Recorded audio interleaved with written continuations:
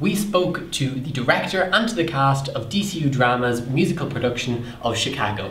We chatted to them about their involvement and experience in DCU Drama and what the audience can expect from this production. Have a look.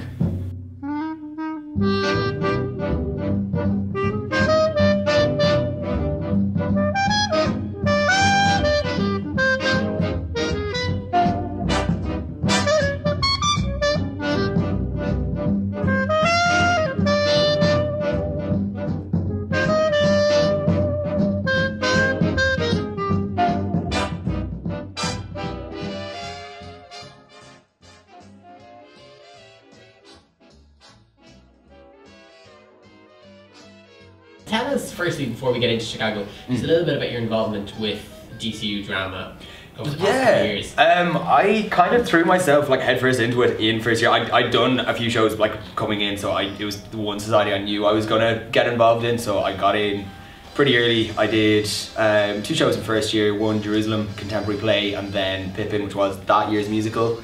And then I went on to produce the Panto in second year, as well as musically direct our Inter's piece, and now I'm directing Chicago. So I've been trying to, like, it's been great that like we can get, like you're able to experience any of that kind of thing. I'd only ever been on stage before. I haven't gotten a chance to like work behind the scenes or on a production team or anything yet. So that was really what I wanted to do over the last 2 years, and yeah, no, it's been great. So okay, well, DCU Drama, a bit controversial. This is my first production, but loving it so far, and I've been involved with drama since I was probably like 6 or 7, just like shows, musicals mostly, and like plays and stuff. I was in like a stage school, and then I'm in a musical society now, and then I said I'd branch out and do drama because it looked like great fun. For anyone that doesn't know the kind of basic story of Chicago, would you just be able to just run through it there and just give us an overview of the storyline? Okay, so basically everyone in the show is trying to become famous, like keep that fame as well. That's kind of like keep themselves in the press. So like it's about my part, Roxy. She shoots her lover, Fred Casely, and she goes to prison. So the whole thing is her trying to keep her name in the papers for being famous. And then Alicia Donnelly, who's playing Velma Kelly, she just had a fall from grace when Roxy becomes famous. Velma is no longer, her name's not in the papers anymore, and both of them, it's kind of like competing against each other to become famous while getting out of prison at the same time to become stars at the end of it all. It's all set in 1920s, but like it very much reflects what happens today in terms of like the celebrity criminal. I think it's still very much a thing today, and I mean, you can kind of see it with like ongoing trials and stuff at the minute, and yeah, I think that just through Chicago, I think you'll be able to kind of see that whole concept kind of come into play and maybe just tease it out a little bit and make people think. Yeah. Tell us a little bit about the character that you're playing and what kind of a character arc that role has. Okay, so I play Mama Morton. She's kind of like the keeper of the keys, if you will, of Cooke County Jail, and she's very much the queen bee, like, within the jail, and she's gas. Like she's so arrogant. She's so like, she gets everything that she wants. She just sits back and everyone gives her, like, she's just so relaxed, but she knows what she is worth. She knows what everyone is due to give her and all that kind of stuff, which it's really enjoyable to play because it's just very much just like everyone just does everything that I say and I just get to sit back and people just hand me stuff. It's great. Amazing. Yeah, it's so nice to kind of just like play on that with an excuse, you know what I mean? See, the thing is about Amos as well is that he, like the way Kevin, the director, describes it is like everyone has their different way of getting what they want. Like Billy gets what he wants through words, Roxy gets what she wants by seducing people, and then Amos gets what he wants through pity, and he basically gets people to go like, oh, I'm so sorry and everything to him, and then that's how he gets what he wants.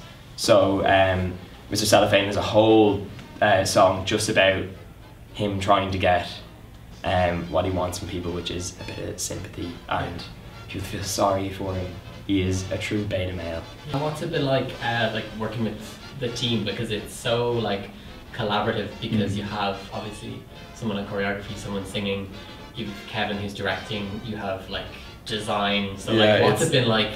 It's nuts. It's they do it so well. They're brilliant at it. Like there hasn't been any hiccups that I know so far. We've all just like, when you have a scheduled rehearsal with Dana and choreography, you're doing it. If you have with Emma for singing, you're there to Kev. It's all very, the timing is very exact, and they're brilliant at it. Like the timekeeping and organisation, like they're all working together very well. They're doing a very good job. It's great. It's really exciting. Everyone's really like, there's such talent in it, like, and like people that I didn't even realise that were into like drama and acting, like, because like I would know like a lot of people involved like through just other societies like throughout my last like 2 or 3 years, and I wouldn't have picked like all these people to be so talented at what they're doing, and it's just so nice, and like it's like, yeah, I don't know, it's just lovely. Simple as. Simple as. The most amazing thing I think about this year's is, in the past, DC Drama has always kind of brought in some element of like professionals coming in to either direct or musically direct and stuff like that, and this is the first year in a while that it's been completely student led, and honestly I think it just brings that extra element of passion into it, and the guys have all been phenomenal, and they're all first timers, so it's incredible what they're doing. But I mean, we all still really get along, and I think it's just really kind of brought us close together, just the core team. I mean, when like we have like our producers and our stage manager, they're all first years, which is incredible, and they're still doing absolutely amazing work, which is fantastic. And then Dana and Emma are both unbelievably talented themselves as well, and they just bring their complete personality like into rehearsals, and it completely shows through in the work as well. And it's just been so fun to see how people work, and how people work differently as individuals but like together as a team as well, like that. It's just, I don't know, it's been excellent. Is there any particular songs that you're really excited about performing on the night of the show? Because obviously you said that you were a big fan of the musical yourself when you were younger, and still are. So is there any particular songs that you're looking forward to? I'm really looking forward to singing Funny Honey. It's just, I really like, it's such a good song, and like you probably get to go insane at the end of it, like. And the other one, probably like choreography wise, is Boat Reach for the Gun, because that's another one you literally, I get thrown around the stage, like it's gonna be gas, like. I'd actually, when I first saw a production do the Boat Reach for the Gun, I thought that was nuts. I thought it was just gas, like Roxy being flung about the place, and then even myself getting to mimic her voice. I think it's just very funny. It's just something I never got to do. I never got to do something like that before. So I'm kind of seeing where my own voice, if I can sound as much like a girl as I can. Yeah, exactly. But that song and Razzle Dazzle is actually a nice little slow tune, but it's really like, I really like that as well. Just one final question, and it's kind of about musicals generally. And what musicals would you like to see DCU Drama doing in the future? Is there any particular ones that you'd think, yeah, I'd love to see that produced? One that I think would actually be really good for intervarsities would be Mean Girls. I just think there's like so many good songs in that, like it's become a really popular show. There's proper bops in it, like, and I feel like you'd be able to tell the story easily in 20 minutes, kind of. Yeah, I'd really like to see that be done.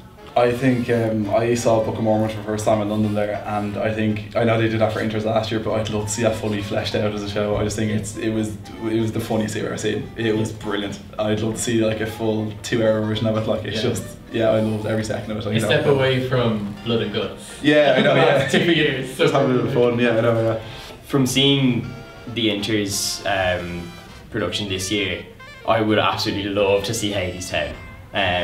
Like it's pretty impossible to do because it's on like Broadway and West End now, so like the rights for those are snapped up. We won't be able to get them, but it would be unreal to see a full production of that. From the 20-minute production that they put on for Inters, it just looks amazing. Also, again, another West End one that we won't be able to do is Blood Brothers. That's one, like my very first monologue was Blood Brothers. That's one that I really love, just because I've had such a history with it. And yeah, that's what I would love to see. To be honest, like I can't even imagine one. Like I think Chicago was just kind of like perfect for DC, because it's good, it's fun, it's, it's a bit bold, and yeah, like I could say something like Phantom of the Opera or like Les Mis, but I just don't think that that would suit the students at all, even though I would love them a lot, but I just don't think that would suit. I think the Chicago is just kind of perfect in that way. So yeah. Thank you so much. Thanks so much for having me. It's been great. Gooch.